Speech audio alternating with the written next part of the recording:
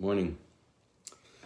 Outstanding Matt. Have you ever wanted to be praised for being very docile? Praised for being a good sheep? Look up. We're approaching Shavuos now. After Lag BaOmer, we had the giving of the Torah of the Pnimius, the inner dimension of the Torah. We're now prepared to understand what to get the Torah is in general. And the giving of the Torah on Shavuos, we celebrate that. So it says that the Torah, it says b'chedesh hashlish b'yom hazeh, b'reish chedesh, bo midbar Sinai. They came to the Sinai desert. And the sages teach, why would God give, good morning, why would God give the Torah in a desert? You know, it's not the most geschmack place to be in with the scorpions and the snakes and that. Why would he give it there? So the sages teach that it's nitna b'midbar b'makam hefker, because it's a wilderness that if you find something there, it's yours. It's called a makam hefker. There's different laws pertaining to whether property is found in different geographical locations, and especially in terms of how civilized you are, where you are, But in the wilderness, which is not civilized, you find something, it's yours. Kol haretz l'kabel yavav yakabel. Whoever wants to come and take it, come and take it. Or to receive it, rather.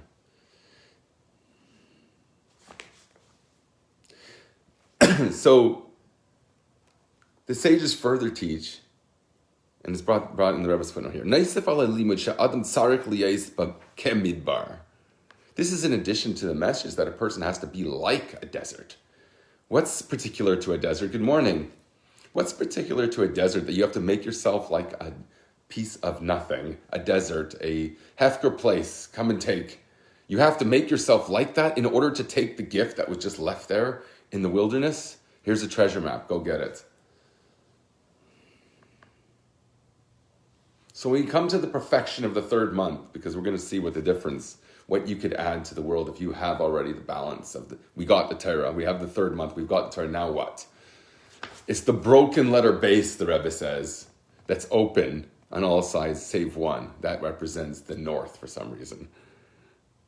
And you have to make it in the broken base, the baruch, the bracha that's not complete.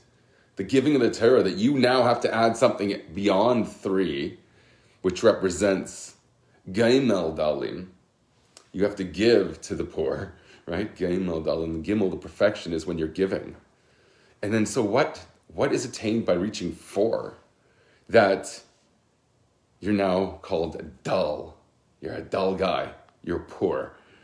And what's the good about that? There's beautiful ramazim in what the mem represents, that you cut it into two bases. Mashiach's going to come. Lasalava yiftach HaKadosh Baruch Hu hamem. The mem that represent the broken baruch is now full. You did something extra. You added to the three of the world the opportunity to perfect the world through the Torah. And what did you do now that's perfected? You sliced the mem in two. You closed the gate, the north gate. You closed the north, represented by the broken base, the baruch that's broken, that needs to, that what is it lacking? If it's someone that's giving, it's the north. What is that? The Rebbe says it's the person himself, his sense of self. That's what you have to add through this process of perfecting the world to the Torah. And that's a mem stuma, a final mem which closed on all sides, alluding to the redemption, as it says in the verse, Lemirba hamisra, which we spoke about at some length. But that mem is now, it's to show that it's a mem, shluss mem, a final mem that's unified on all sides, whereas the beginning mem, this is actually the beginning or the middle of a word, Lemirba hamisra. The mem there is complete and whole, the shluss mem, a final mem, to represent this idea that there's the perfection of the redemption alluded to here. So you do this very unusual thing and put the final letter near the beginning of the word. So that's redemption. So what is this final thing, the broken Baruch? What is it missing?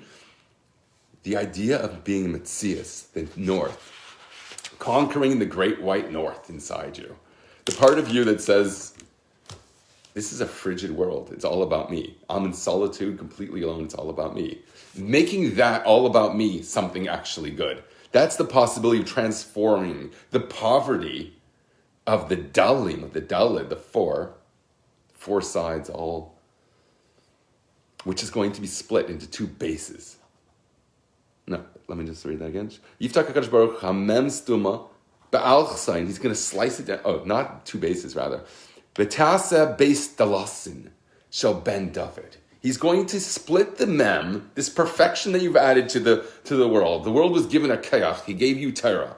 Do the Torah, make the world perfect according to the Torah, and you're going to have a full mem. The broken baruch will be full and become, because he's got the ruach tzvainis, the northern side.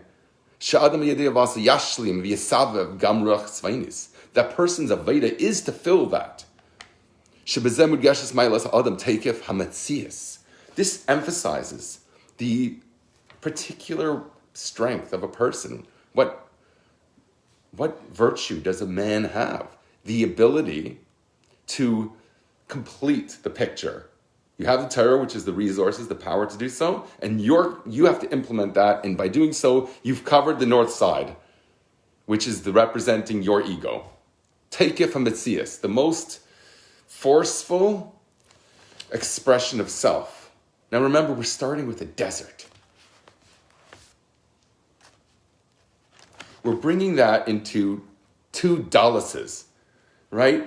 The David HaMelech, the two Davids, beautiful alluded to in Parshas Balak. Good morning. You take the mem, the final, the completion. You've achieved Gula. What have you achieved? You have two Dalases when you split down on an angle. The beautiful menorah image of the angle, the favoring the right side. The Yud on top of the tzaddik that ends in the kuf. You go down, you conquer the entire world, below the belt. We've spoken about that at some length. Ve'az yavoy HaMashiach. And then, so the process of redemption is completed when you've split the mem into two dalids. What's that? Malchus Beis David, which is like power, a kayach, genetically promised to be brought out into a great human being that represents godliness in the world. He's just that, he's inclined that way. Ve'az yavoy HaMashiach, and then Mashiach's going to come. And the Rebbe associates this with, it can't be just something that's imposed upon you, but it has to represent something in what you could do to better yourself along this lines of a historical, spiritual unfolding. There has to be something within you. So what are these two dalases the Rebbe teaches us? We said before, Beis Dalasin shall ben David. David is going to have David himself, and he's going to have Mashiach, the Adam. You put the Aleph into the David Melech, and the Mem, the Mashiach, the Alufa Shaloilam.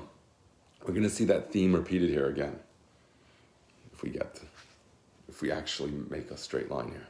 But the beautiful image here that the Rebbe, in this segment that I'm focusing on, ends with. Now I got to make sure I'm telling you the truth. Yes, in fact, you see, it almost closes with this idea, is that you're going to have corresponding to the two levels of David, his reign that's going to perfect the world and represent this closing of the northern wall, is Beis Bechinas Dibor. What is that? Two aspects of speech.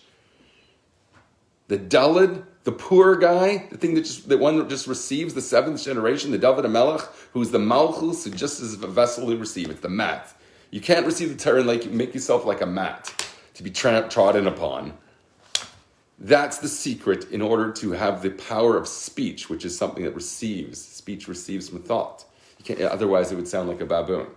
So you have, and that's why the midbar, you get it in the desert, because it represents this idea of speech, midaber, midbar. The Rebbe associates the desert with speech, and in the sense of being receiving. There's also, it doesn't say that here, but that's obviously implied. So what two types of speech represent this submissive expression when you're just a vessel You're the seventh. You're the Malchus, which is a vessel to contain all the Zeranpin, the 6 bachelors. Wasn't it Marcel Duchamp who had such a beautiful image, I think, depicting this? The idea you have 6 chasing 1 Malchus. The feminine is chased by 6 bachelors, if I remember correctly from my art history. So you have the midbar, which are 2 levels. The Baba midbar, does it emphasize that here? You have the base midabers. You have the 2 speeches. I don't know if it's alluded, it says that explicitly, but it says Shehem base bechinas hadibor b'midbar, melashin dibor. He doesn't specify the base, the 2 types of speech. But what are the 2 types of speech? What is expressive of this ultimate submission? Dibur detera v'dibur detfilah. Very simple. You're speaking words of Torah and you're speaking prayer to God. Those are the 2 types of speeches that this Aveda is represented in. And if we get to Tanya, I think it also touches on this idea of what davening is in particularly. But also, by learning Torah, you're supposed to see your speech as if you're answering after God. God's like teaching you Torah and you're just repeating his words. So there's this idea of total, if you want to receive the Torah, mafkir atzmai min hakel. We've been saying that actually in this parak in Tanya also. I think it's 49, chapter 49. It speaks about give yourself away completely.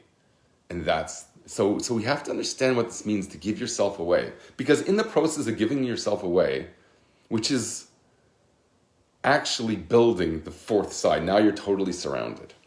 The beautiful image of a wall of fire surrounding Jerusalem in the future redemption, setting us apart and protecting us.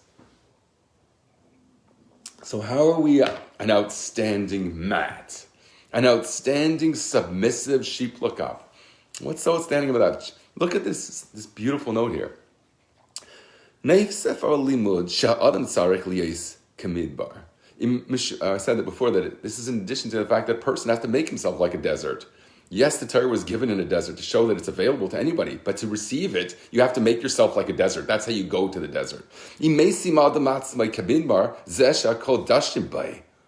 Check this out. This is really intense words here. It's hard to understand. If a person makes himself like a desert, which is one who everybody dashim by, they tread upon him. Talmudim miskayim biyada. Then his teachings will be sustained, or his learning rather, his studies will be sustained. You have to be prepared to be trod upon, to be able to maintain a Torah mindset. Now that has to be understood, because I'm telling you, it is misunderstood. And this is the main message we're giving our children, so it has to be understood. I'm telling you, in Chabad circles, when they're used to have a world and we used to for bring and get together, this is the main point of everything. Make yourself batal. What in the world does it mean? Because if you get it wrong, you're actually going to be an outstanding mat in that it's trodden upon more than any other mat in the whole place. So what does it mean to make yourself like a desert? First, here it says, and this is the Gemara Erevin, it says that everybody treads upon him. When a person makes himself as if I have no ownership of anything, I'm like a desert. You find there, it's yours. You make that a desert represents places mufkar lakel. Anyone can go there. No one's going to give you a ticket for being there. Torah nitna loy b'metana. The Torah was given there as a gift. There's a treasure right there in the desert. Kol mi she'ena eisa atzmai b'midbar hefker eina yachal liknais es hachachma v'Torah. Anyone who does not make himself completely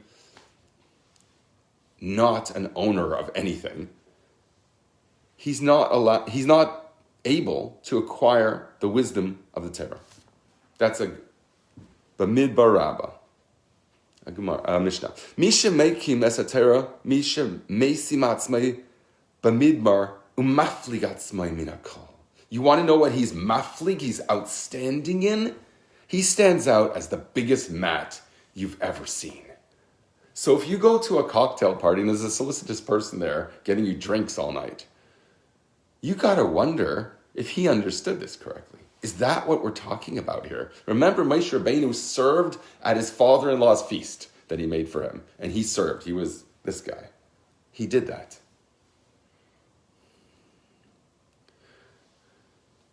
So there's obviously a time where this servitude is expressed in the simplest way, being a waiter for your father-in-law. There is an honor in that. It has to be, of course, understood. So we're interpreting this at the very end of the Seicha to mean that by your service, you complete the perfect sense, the north, which is the perfect sense of self. If you're in a frigid place in the north, what does north represent in Teretz? On the left side was the bread, right?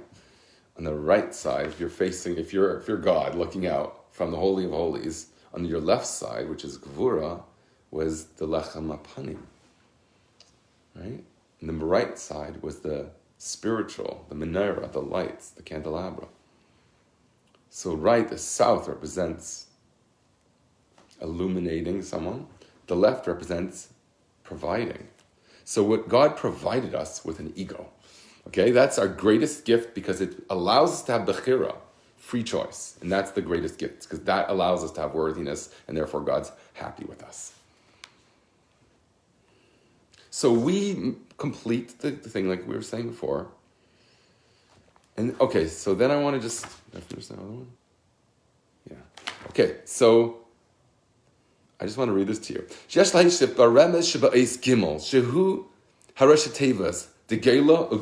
So when we talk about three, what the Torah is given, when you have the three sides, the broken baruch, that the north side, his ego, is slightly needs to be worked on. You have to bring, what is the ego? It's the bringing the alufa shalaylam, we're going to say, in the gimel, which is geula, in the exile, and make it geula. So bring the aleph, the ultimate level of which is pella, you align the letters, and it means miracle. What miracles? The miracles of the Torah. You have the power of the Torah to make yourself into a walking miracle. So that's how we complete this process. Remes len, netinas makam, legeila, the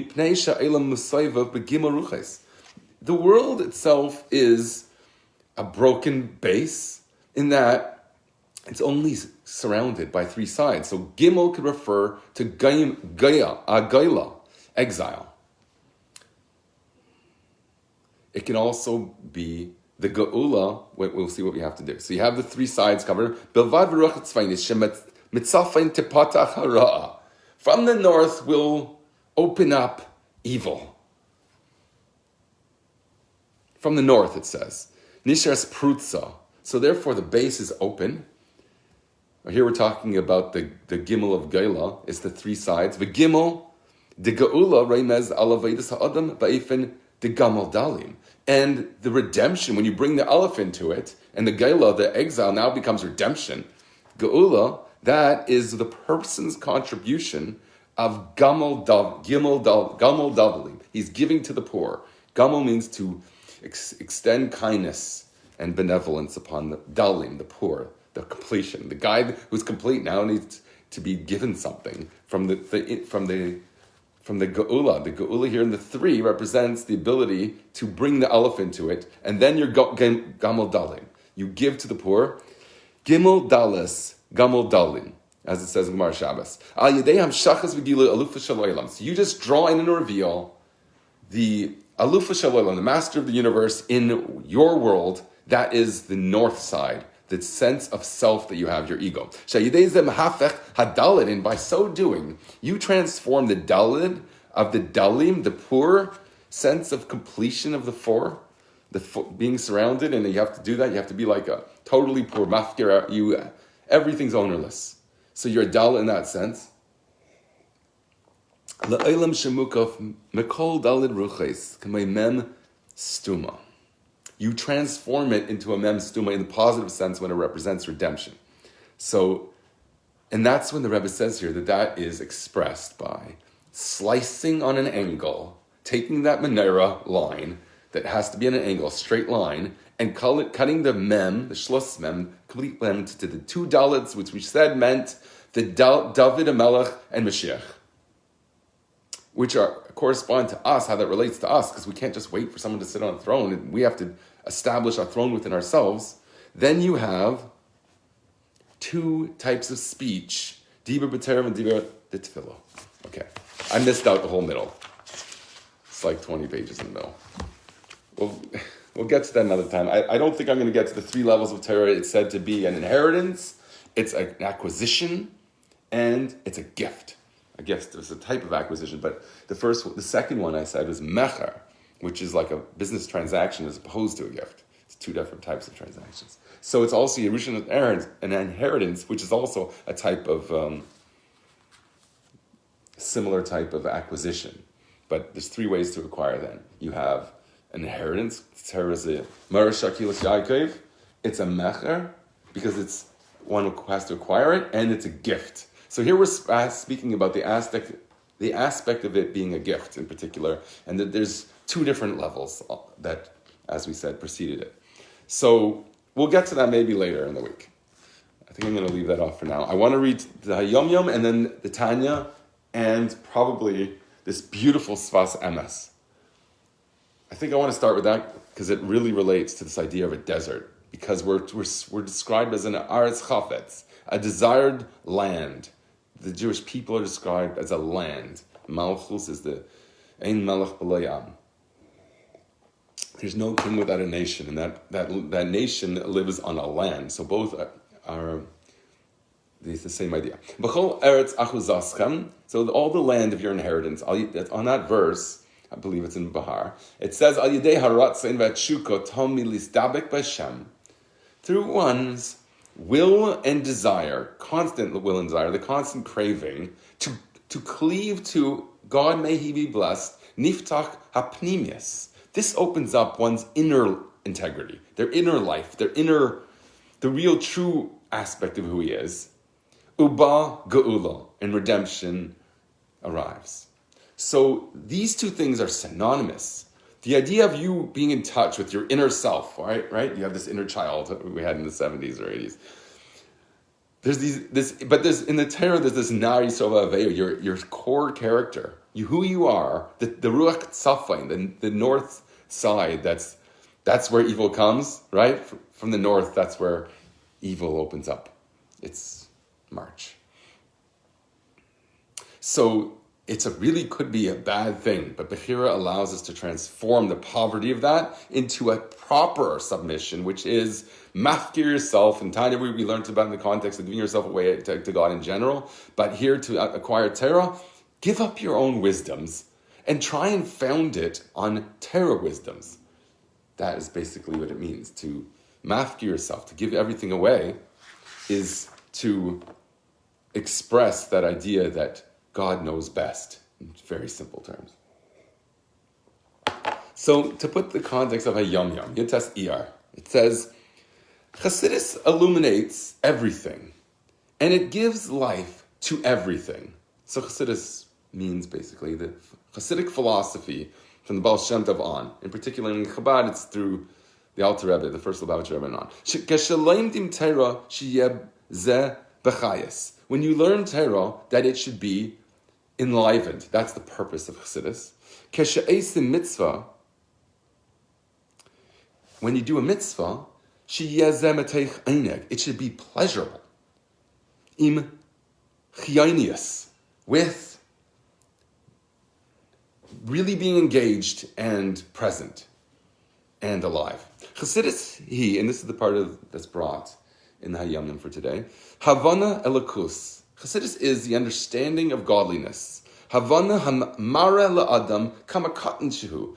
A wisdom that shows a person how little he is. He is a mat, and he stands out in that capacity. He's outstanding, muflag, mikol, bakol from this. Around all people, he is the biggest mat. Wonderful. So to whatever extent, Havana Hamara Ladam, so Chassidus points out how small you are. Great. Ukama Gavayahu Yachol Lisraimam. But how high he can be exalted. So you do have to face your limitations. You have to be aware of who you are, how finite you really are. But that is a platform, a launch pad for you to see how, or to witness, or to choose to approach this path of being as great as you could be, which is infinite. I just realized I didn't finish the Sas Emes.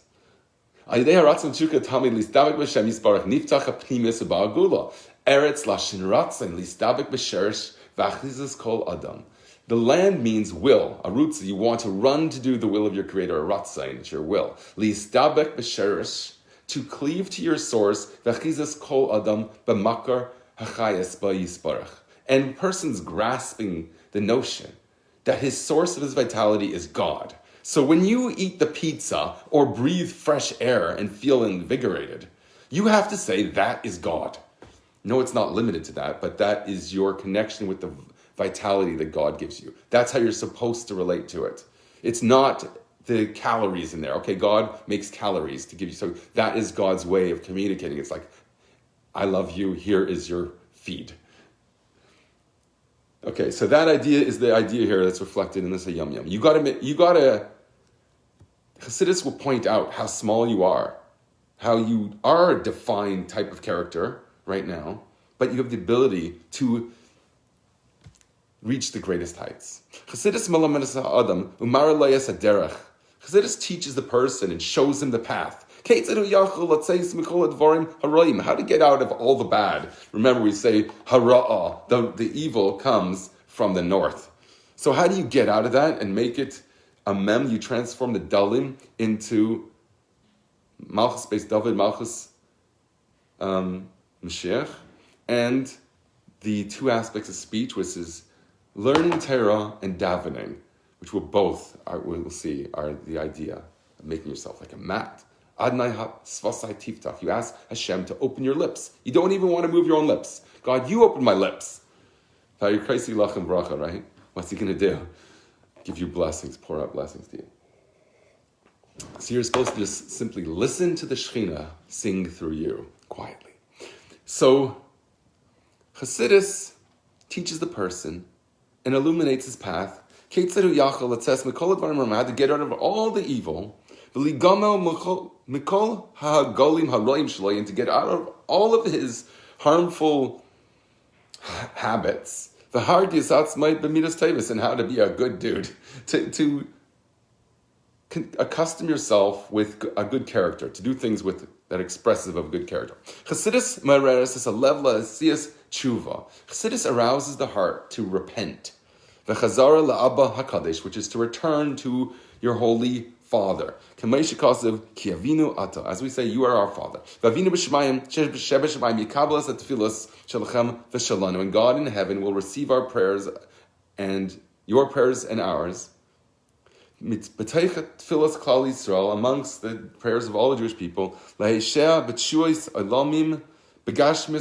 to be saved in an eternal salvation in physical matters and spiritual matters.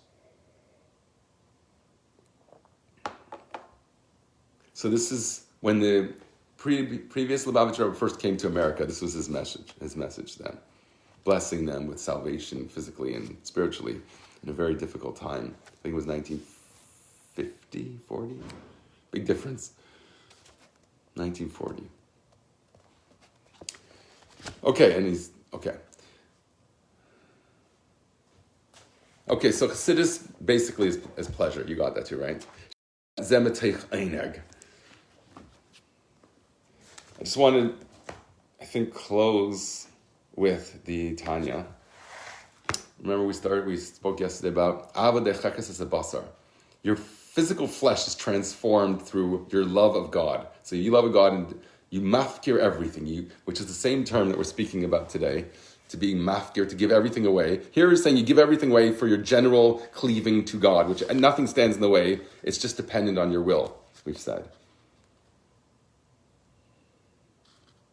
And that was the point here, the constant craving that Rabbi David Markel was so nice to post and authored by the Sfas Emes. I just find that totally beautiful. You should read it yourself. So just briefly, this Tanya, in chapter 49, it says, what connection does Kriya Shema have to do with the blessings that you say there? The blessings have nothing to do. You usually we say a blessing that pertains to what you're doing. If you're going to light candles, Hadik Ner, to light the candles. You just mentioned the thing. We don't say that in Kriya Shema, to say the words of Shema. We don't say that. Rather, we got this lengthy explanation of two things. One is how the angels love God, and the second is how God loves us. When you reflect on that, it's going to make you love God, and you're transformed. The whole point of Shema is to represent the transformation, l'kayim b'chol levavecha, b'chol levavcha, b'chol nafshech, b'chol me'edacha, b'shnei yitzracha. And with both of your inclinations, your nefesh abahamis should want to serve God. That's the pleasure of Torah, when you've achieved that. So you have to do things, instead of putting things on a mantle by being fascinated with gangster behaviors, for example, or things like that. You actually have to find the beauty in the Torah and say, that is what I want. And that is Mashiach, right there.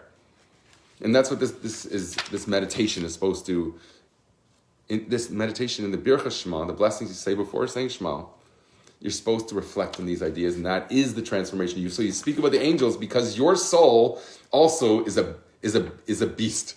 Your animal soul is a beast that's rooted in the beasts of the holy chariot that have the faces of beasts and man. So the source of what's driving us is really this holy spiritual force. When you recognize that through this process of saying the blessings before Shema, that transforms you. You say, wow, as great as an experience of hedonism in this world that I could have, it's much greater in the spiritual worlds, in the angel world, and you're once you ingrain that message to you, then you actually want to be spiritual. So therefore, it becomes a physical experience also, because the Torah speaks about how to interact with the world. So you end up eating a lot of challah. To get away from everything. And look at who Amar v'yehuzu Isha. Look up when I spoke about that. It's a lot of language. I don't want to go into a whole. It will take me too long to do it right, and it fits perfectly though. I think I'm going to stop here. So just the second blessing speaks about how much Avas Olam, God loves us, and therefore you're the best, basically. And that's taking the broken base and fixing the north side so that your identity is now one with God's will. And that is the perfection of the transformation of the midbar, the dalim, the poverty of the hefker being the outstanding mat, transforming that into an outstanding vessel to contain thoughtful speech, which is prayer and teaching, learning Torah. That's the Malchus base, David and Mashiach. It's a beautiful idea of slicing that Schloss Mem to two dalads. Beautiful. Okay, so everyone, I hope that inspires you to have a good day and a blessed day. Have a good day.